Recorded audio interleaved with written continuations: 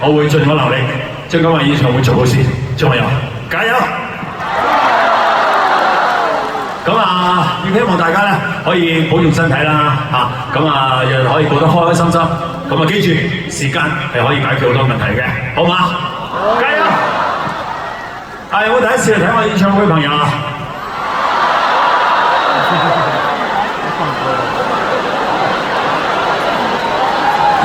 真係呢個小朋友我知啦，佢得幾歲啦？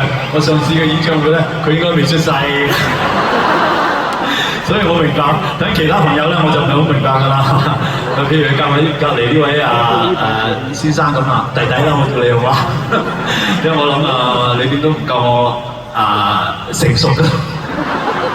係啊，咁喺度首先多謝晒大家選擇第一次入嚟睇我演唱會啦。